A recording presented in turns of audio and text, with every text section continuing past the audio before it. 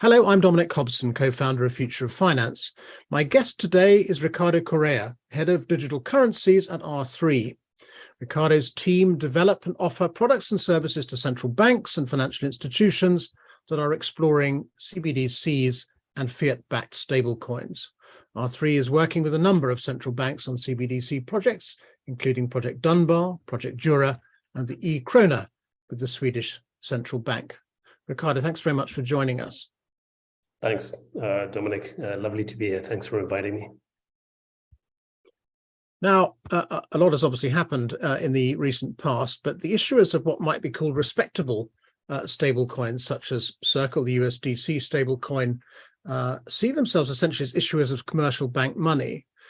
In line with that, they would like to enjoy the same status as banks and thereby have direct access to central bank money through an account at the central bank. Is it your view that they should be given that access?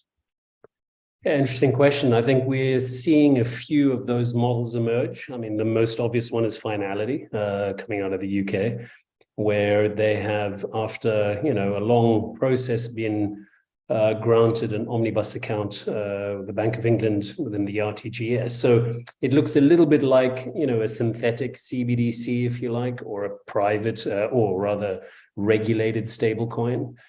So, the model is certainly emerging. We're not sure necessarily, whether the retail side, and it's important obviously to bifurcate what, a USDC is doing versus a Finality or even a Partio more recently, one being more focused at the wholesale end and the other being more kind of positioned within retail.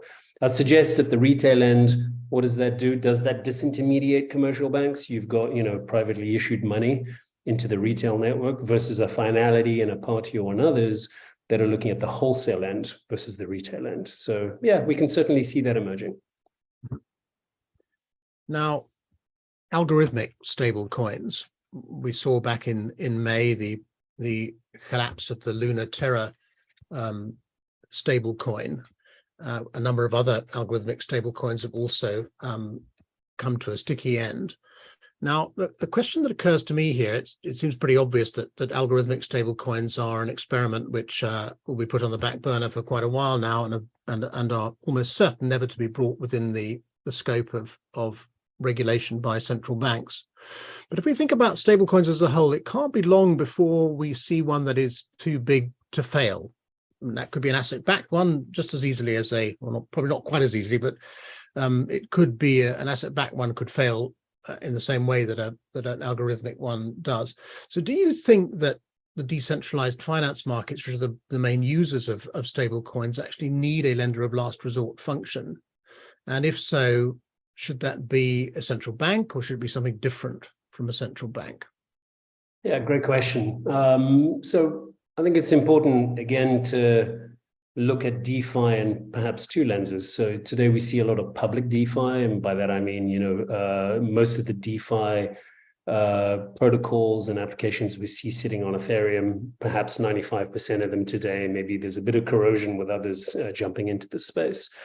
But one of the opportunities that is emerging is this notion of institutional DeFi, where you have, private networks that are emerging within the institutional space that would allow DeFi type products and services to be offered within a safer network, so to speak, where you've got, the right controls, who the actors are, you've got the right AML KYC, and you have players and actors that are offering DeFi type services, lending, insurance, and so on, but with a network that's known and controlled, and with a form of money that is safer, so to speak. So yeah, perhaps there is, so maybe we call that institutional DeFi. Certainly that is something that the commercial banks are looking at. There seems to be a much safer environment to participate, certainly in the institutional space.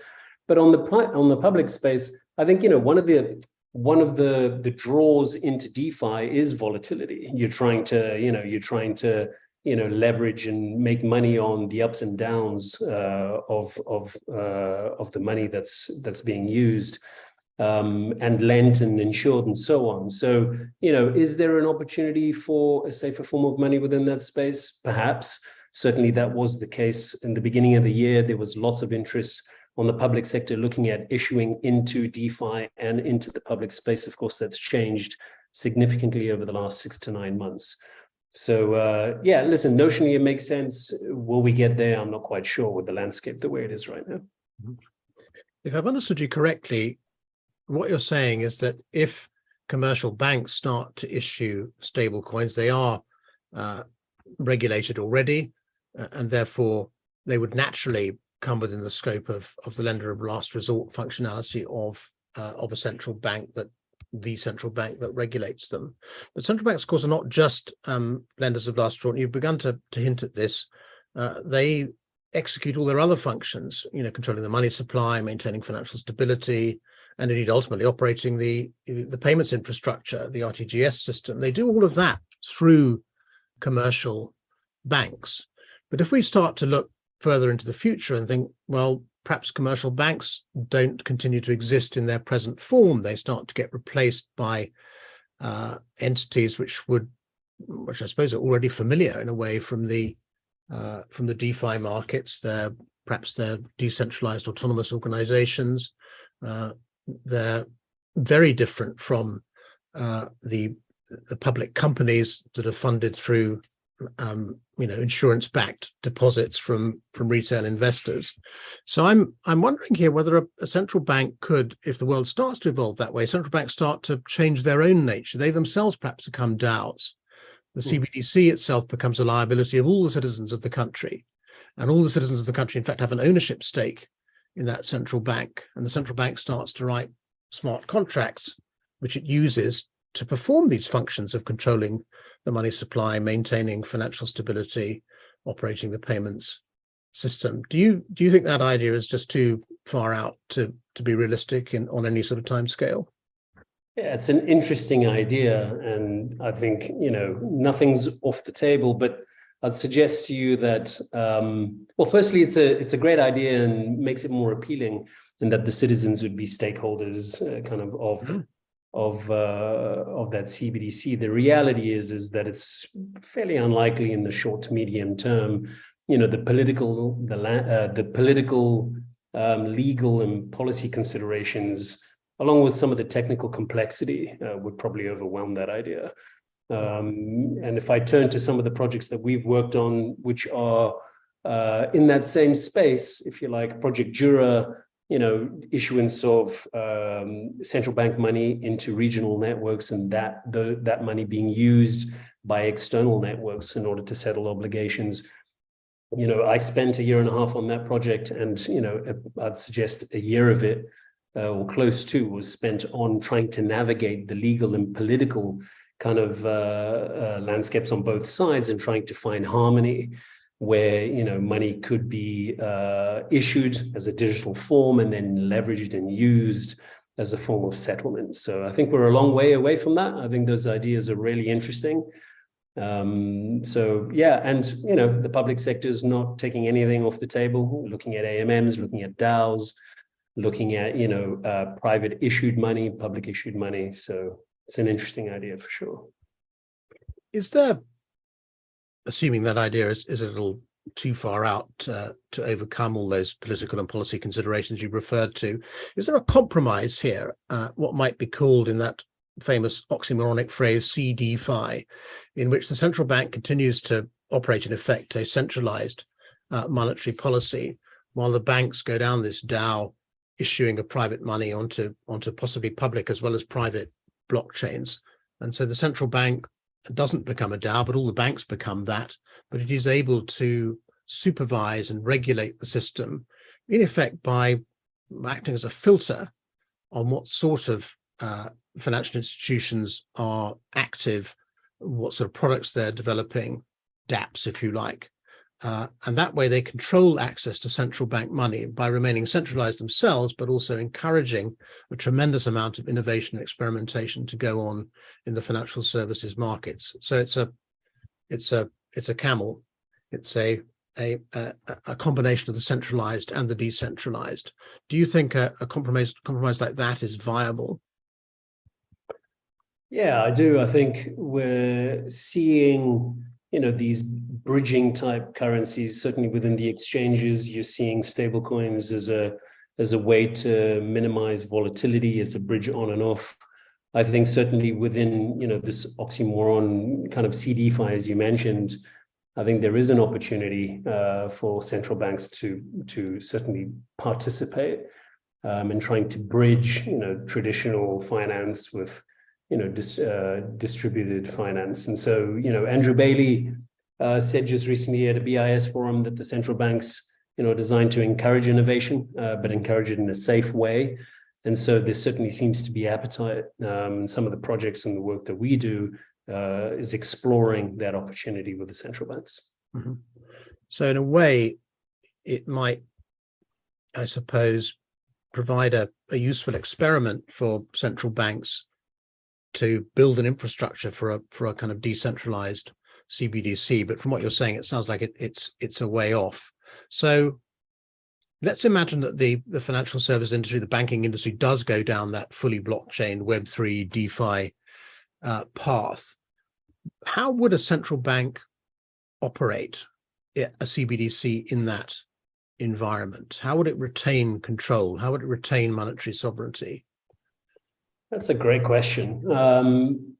So if we look at, Web3 is, a culmination of kind of the emerging technologies. I think some of them we look at, and we've been looking at for a while, sovereign identity being one of them. In my mind, Web3 is about bringing your identity to the internet versus, the internet holding many, many different forms of your identity.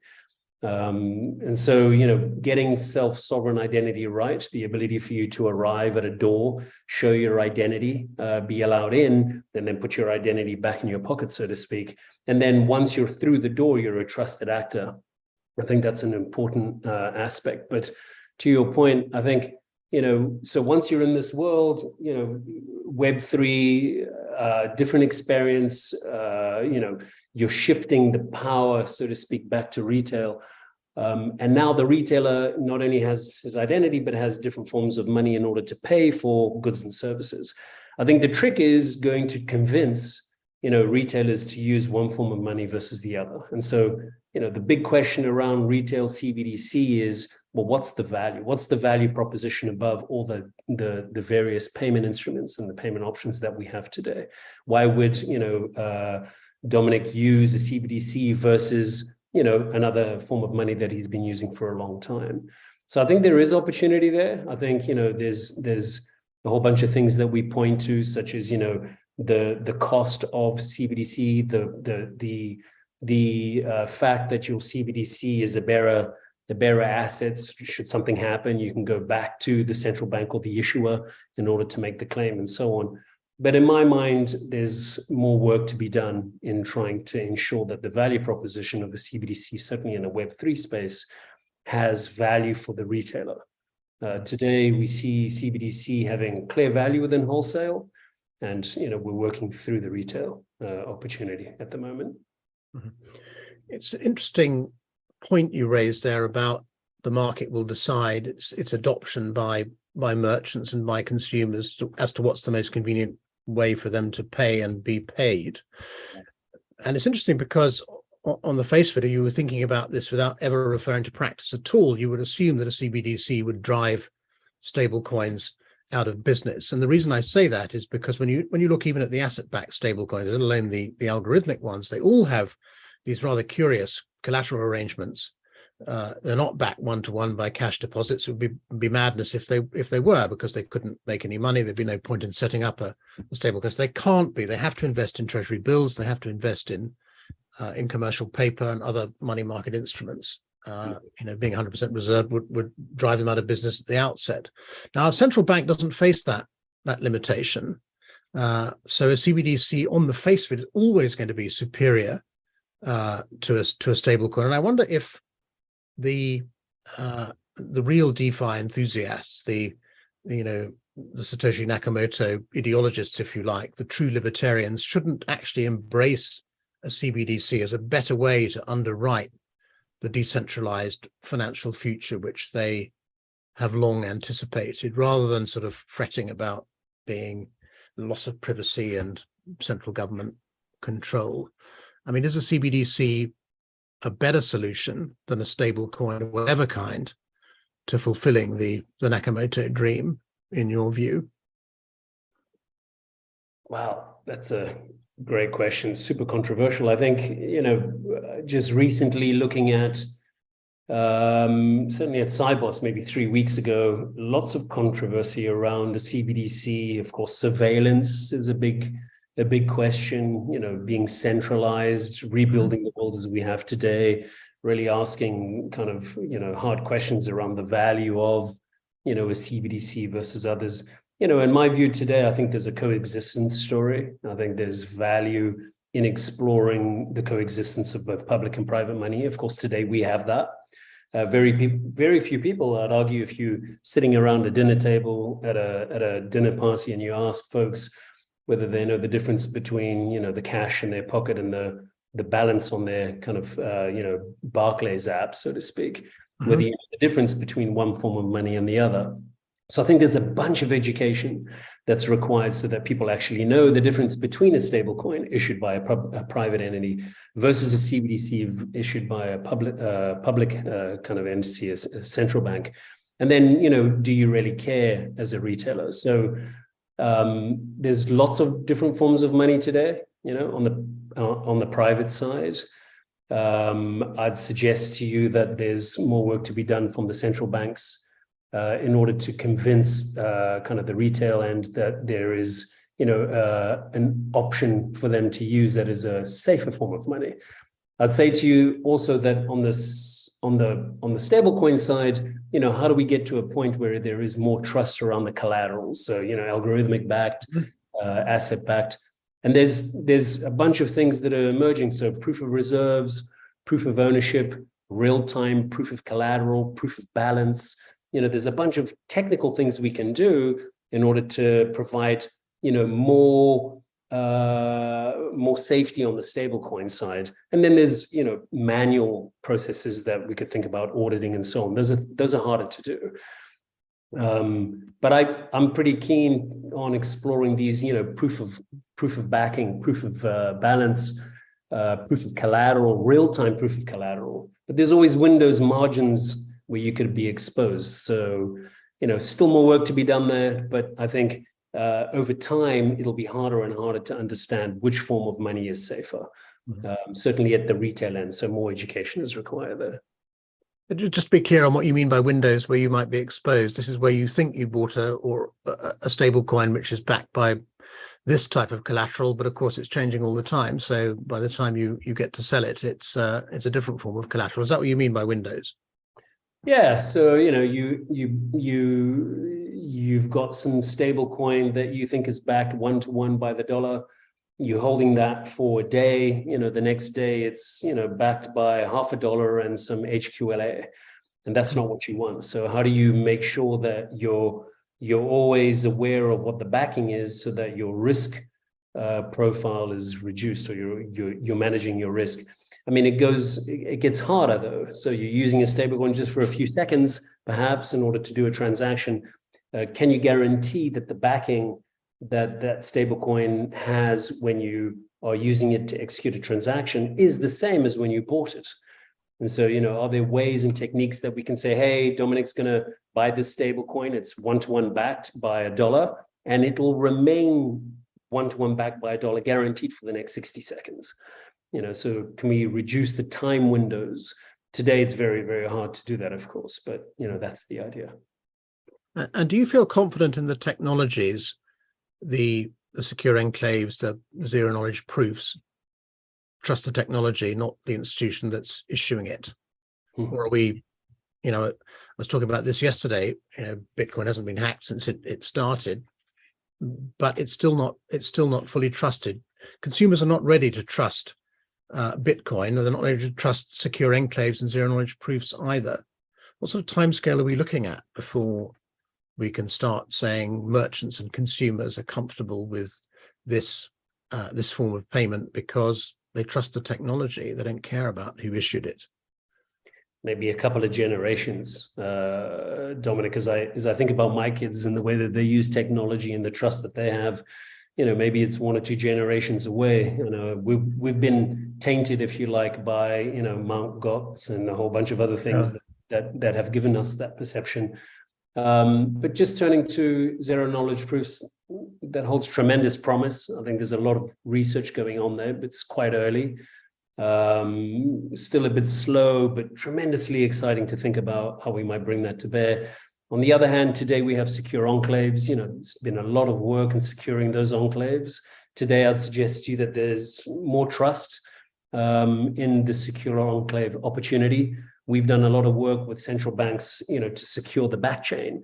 So in a retail space, how do you ensure that, the payments that Dominic is making on the CBDC are private and anonymous and not visible to anybody, including the issuer? And so there are techniques in order to ensure that, but it does require the use of a secure enclave. I mean, technically it works, but there are still limitations, of course. So, where do we get to a point where you trust the tech versus the human? I think we're seeing more and more examples of human actors, not doing what they should be doing. The technology as well. I mean, to your point, it hasn't been hacked since 2009. So I'm not quite sure where that inflection point is, but it's probably a little bit further out than you and I would like, or expect, rather. Yeah. I was just musing on the back of your anecdote there about people at dinner parties not understanding that the notes and coins in their wallets are central bank money, but their bank deposits are commercial bank money. Isn't it ironic that we worry that when that central bank money gets digitized as opposed to being physical, we have a surveillance and loss of privacy problem? Right. But it made me think that actually CBDCs, certain CBDC designs, could form a natural bridge between the traditional financial markets, the centralized financial markets we have today, and the decentralized financial markets, the innovative markets, which we'd like to see come into being tomorrow, because you could use central bank money in digital form in both markets. So it becomes a kind of a bridge between the old world and the new. That's a way in which a CBDC could actually promote and sponsor innovation in much the same way that stablecoins have made DeFi possible. Do you believe that? I do, yeah. On the surface of it, I think it makes a lot of sense, and there's been a lot of work, certainly this year, around exploring that opportunity by the public sector. So, can a central bank issue a CBDC into a private network and a wholesale network, and then have that money distributed into DeFi networks? Of course, that raises a whole bunch of questions: capital flows, security, kind of identity. The use of that money not being well controlled, the controls that are put on the money on the wholesale network, carrying through into these public networks. So there's a lot of technical considerations, but at the surface of it, it makes sense. Today you'd argue that money is issued by the central bank into the wholesale network, the commercial banks that make that available to Dominic and Ricardo, and we then go and draw that money out of an ATM or what have you, and then go and use that money wherever we'd like. So do we allow that same paradigm, and how do we ensure that, in certain countries, they don't really mind that you take the money out the country, so capital flows are fine. In others, there's real hard controls. So, there's no one single brush for all of this stuff. I think notionally it makes sense. There are techniques such as whitelists and so on to help mitigate some of that. But yeah, I think there is certainly an opportunity there. The one thing that will unlock that we've been exploring is interoperability. So how do you ensure the interoperability of money from CBDC networks into DeFi networks, from sovereign networks into public networks, and so on. So interoperability in 2023, although it's been important over the last few years, I think it becomes super critical in 2023 to really kind of double down on interop. for these opportunities to be more possible. What you're really saying when you're describing interoperability between CBDC networks and DeFi networks is it actually makes the innovations that are going on in the DeFi markets much more accessible, because it feels safer for consumers, for merchants, for companies generally to access those DeFi protocols.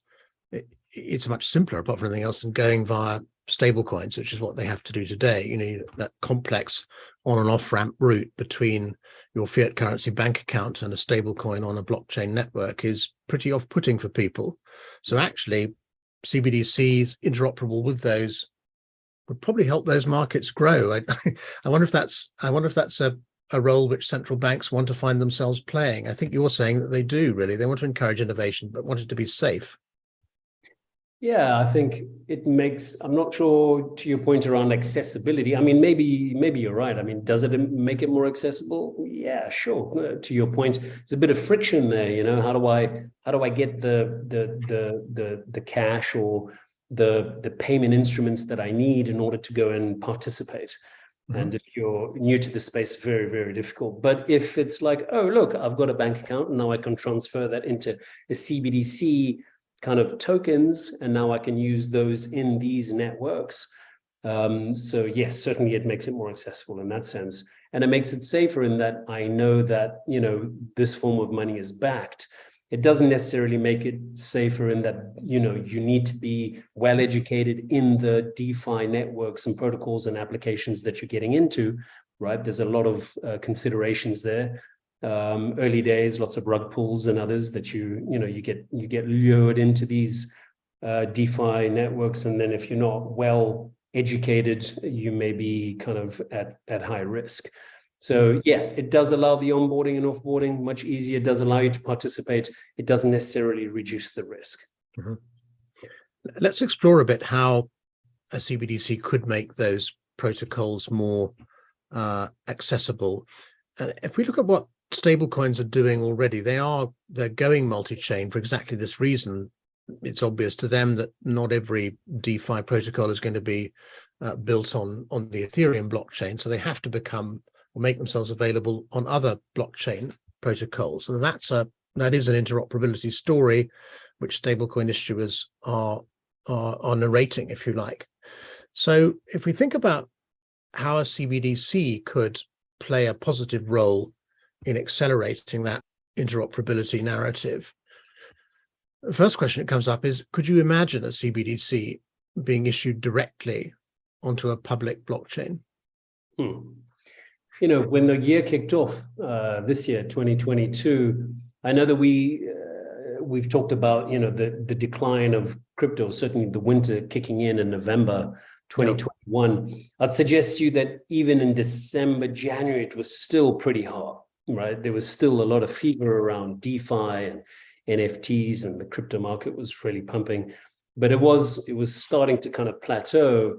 You know, I had several conversations on the public side where, you know, some of the central banks were interested in exploring the issuance of CBDC into the public side directly, just to better understand what would that mean, what would the levers of controls that I'd have, or you know, what are the things that would be missing in order for me to really do this, and then what would be the motivation. So it was really early exploratory.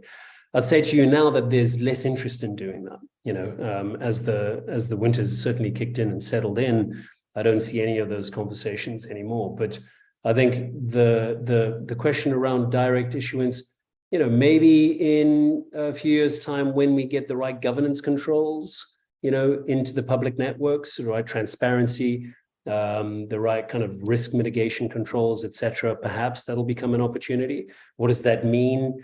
You know, does the current financial landscape get disintermediated to some degree? Who knows? I'd say it's really early.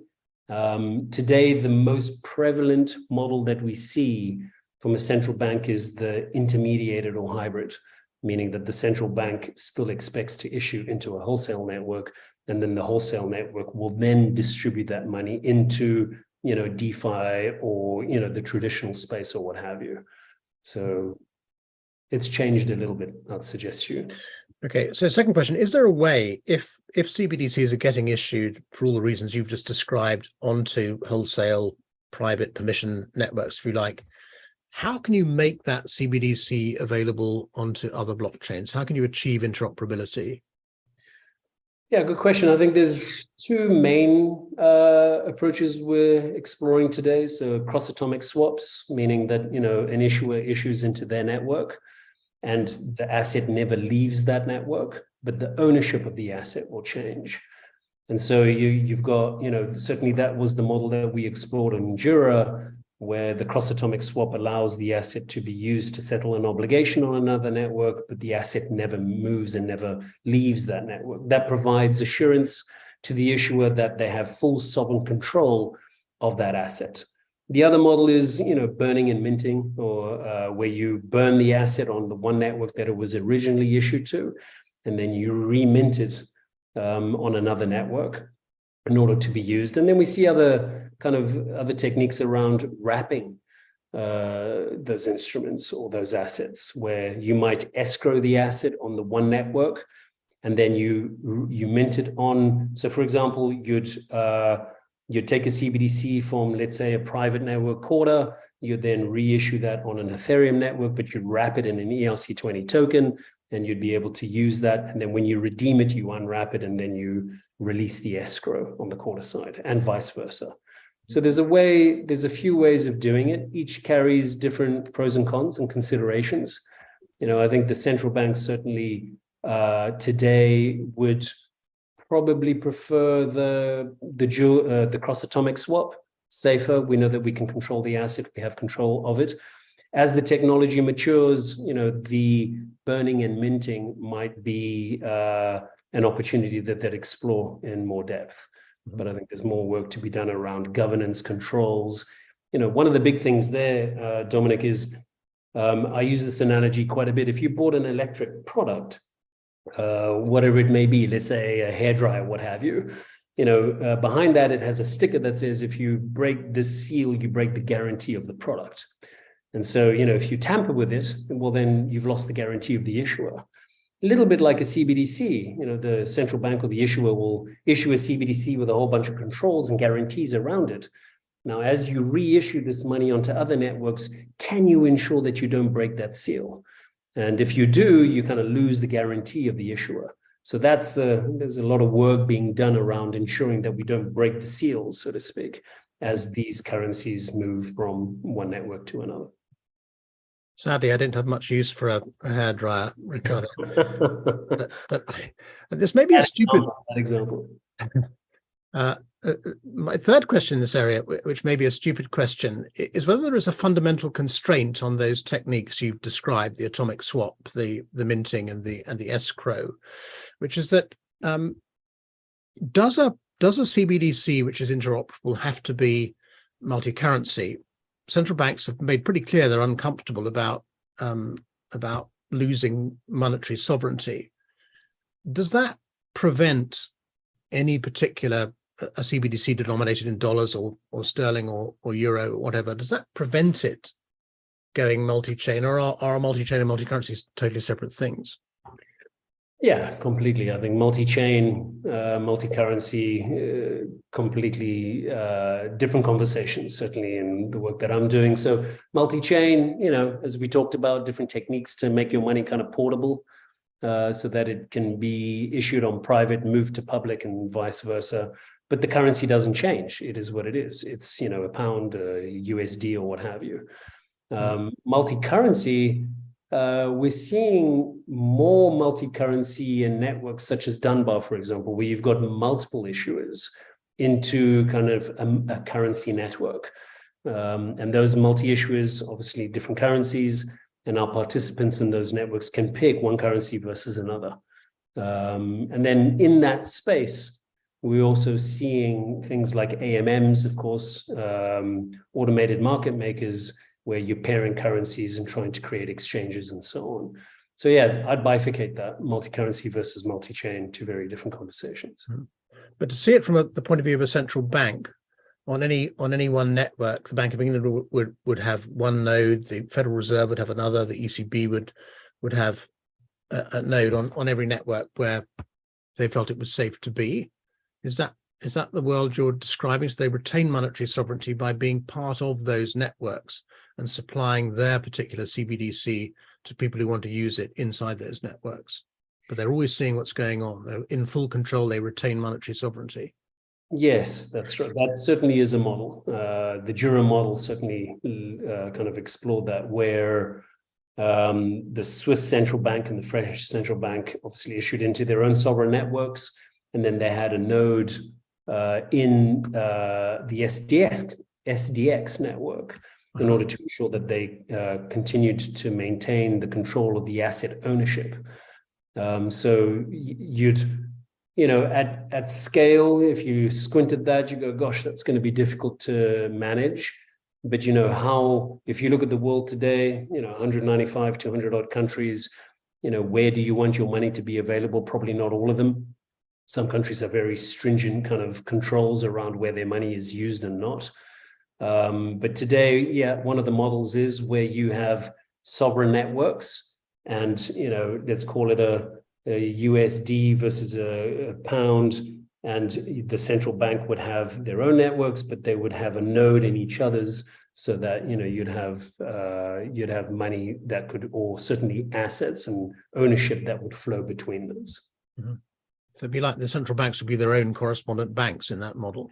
Yeah, it's kind of a, again, if you squint, you go, gosh, that looks a little bit like correspondent banking, but for central banks, and the model kind of works. You've got, it's not a nostro vostro, but it's more of a wallet or a node in each other's networks, right? Trusted nodes and trusted networks. But in both cases, it's not like the currency is flowing. They're actually sending the currency across national borders. It remains within their sphere of control.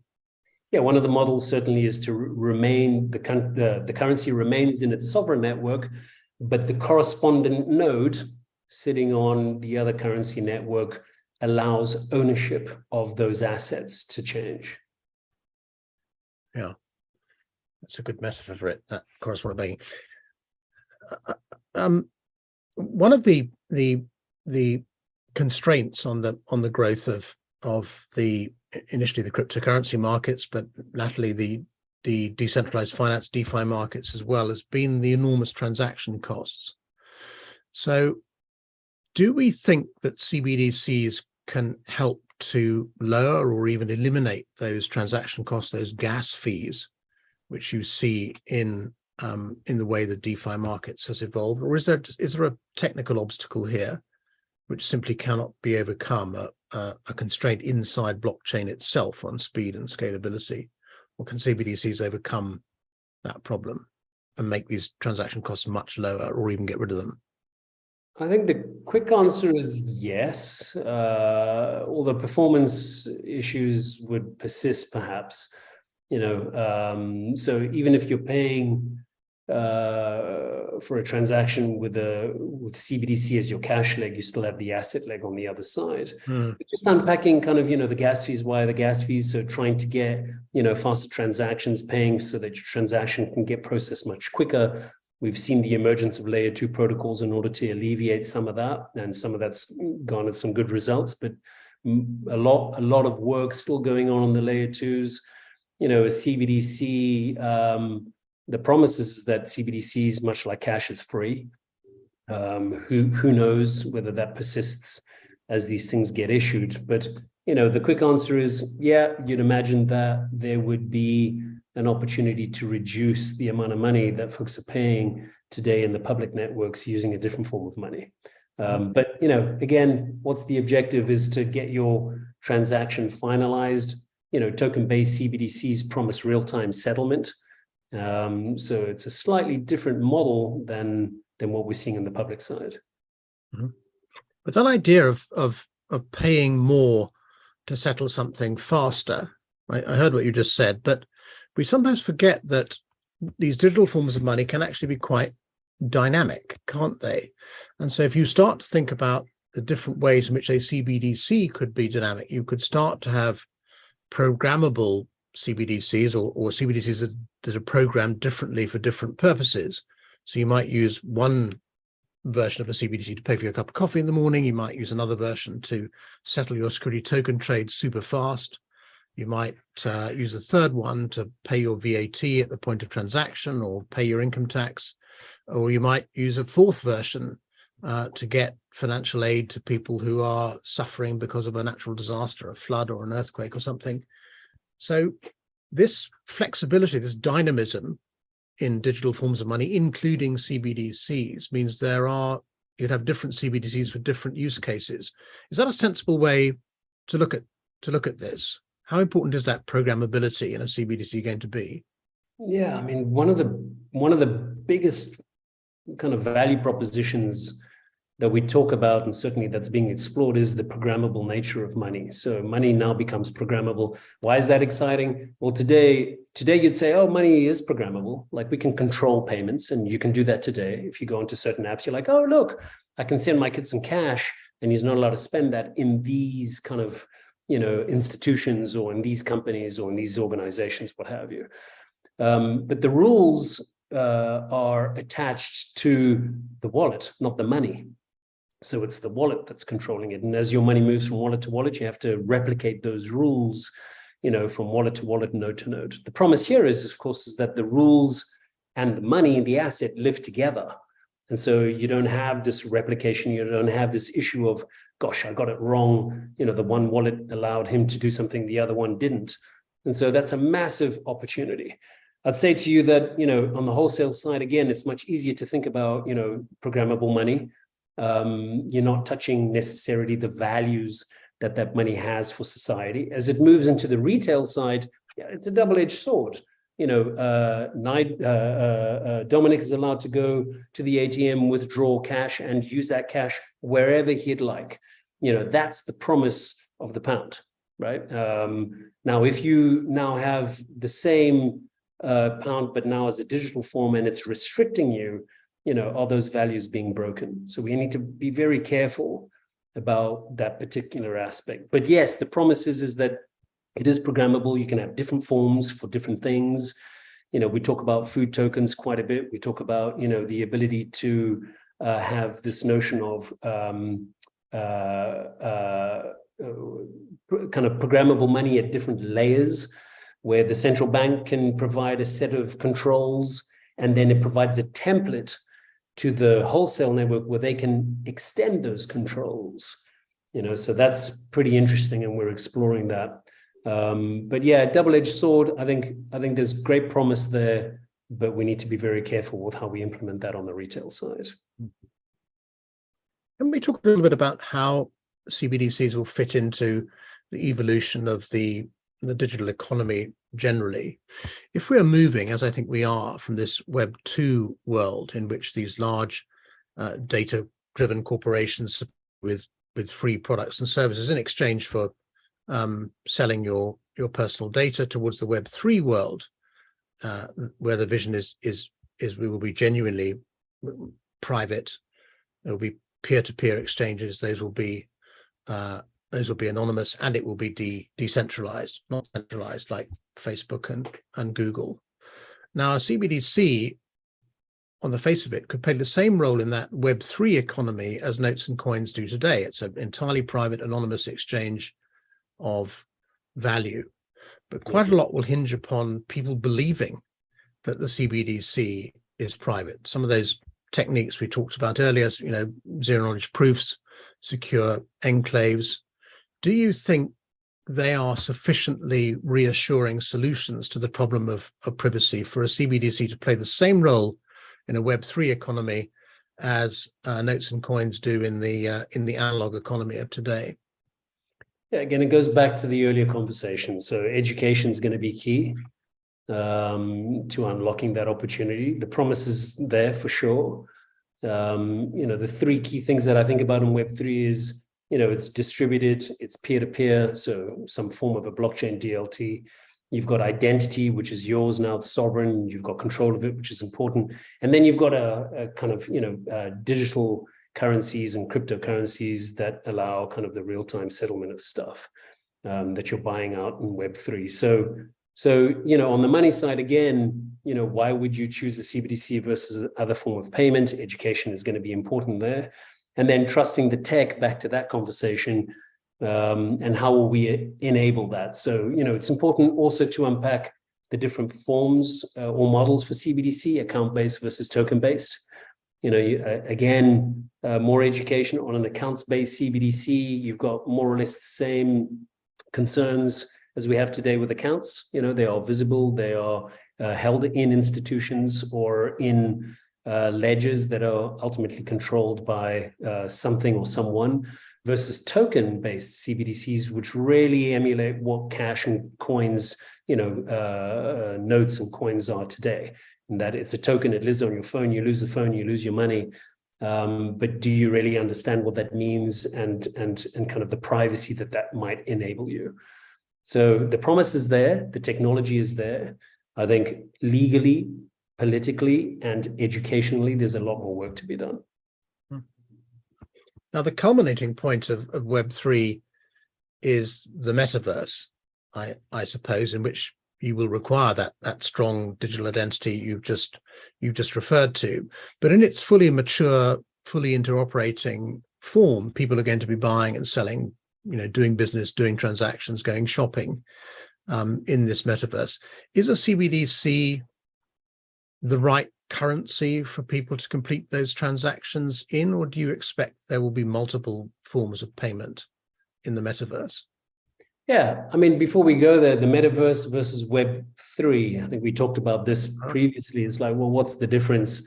Certainly in my mind, I don't know whether you've been to Decentraland and other kind of metaverses that are emerging. It's a little bit like, I see my son playing Minecraft. I'd suggest to you that is the ultimate example of a metaverse today, where you have an avatar, you're walking around, you're doing stuff, and it's a very kind of, VR type experience if you've had that, which is fun. I'm not sure whether we have everything in place today to make it really sticky. You walk around, you Decentraland and so on, and it's important that the experience of a metaverse is different to Web3. Web3 being the technologies that might enable that, or the underlying technologies that enable identity, enable peer-to-peer, and enable kind of, payments using digital forms of money, versus virtual reality and other kind of technologies that then kind of bring the metaverse to life. So again, you're in the metaverse and you pop into a store and you want to buy an NFT, what form of money do you use? I think it's just about optionality.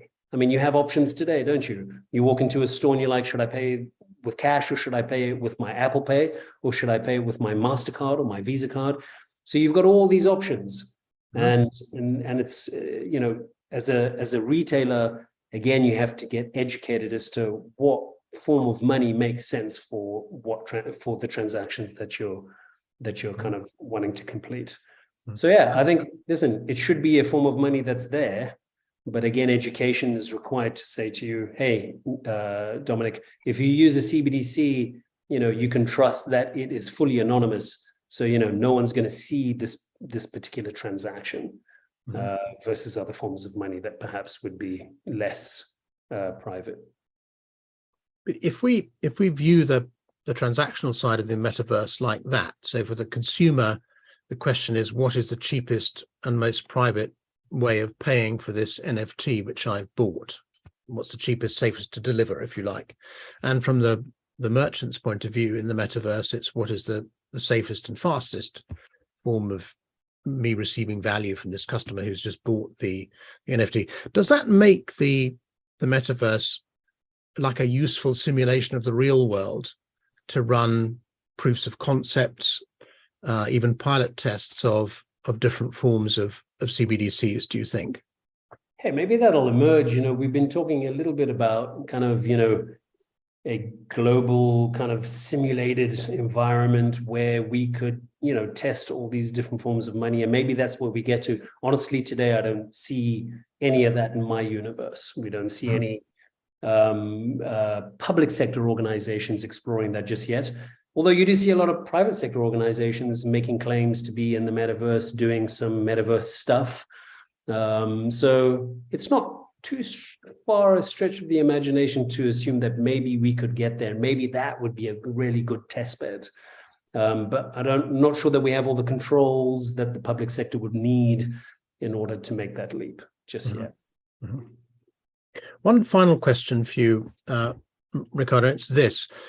We've had nearly a year now of deflation, if you like, in the cryptocurrency markets and the DeFi markets, which has accelerated in recent weeks.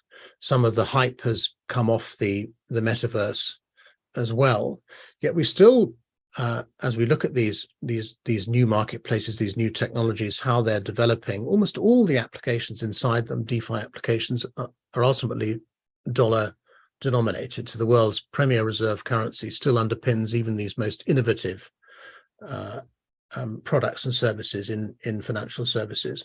So do we think when, and I may be misreading the Federal Reserve here, but I think they're not that enthusiastic about issuing a US dollar CBDC. So is that, in your view, potentially a strategic mistake? So if the financial markets do move more towards a DeFi style model, if there isn't a US dollar CBDC available, will the US dollar continue to dominate the financial markets in that new on that new model? Whew. Yeah, big debate. I mean, Colin Powell's been very clear, we're going to do it slow. We're going to do it, kind of well rather than fast. Not verbatim, but certainly that's the message. And you see the same from the UK. We're taking this thing really slow. Just recently, you would have seen, even as recently as this week, I believe, the announcement of the Fed in a project called the RLN, the Regulated Liability Network. So certainly we see the Fed exploring different kinds of models. The RLN is an interesting model, allows wholesale settlement using, different forms of money, public, private money, all mixed in kind of one network, which is really interesting. Using central bank digital money as the final form of settlement. That's one opportunity. The other things that we see, and this is, Ricardo's opinion only, might the Fed not issue a domestic CBDC, but might it look to issue perhaps, an international CBDC in order to retain kind of its position, or at least participate in what's evolving as, many different forms of digital money globally. So jury's out, very, very early. I'd suggest to you that the Fed has been very cautious in its exploration. You see a lot of other central banks being a lot more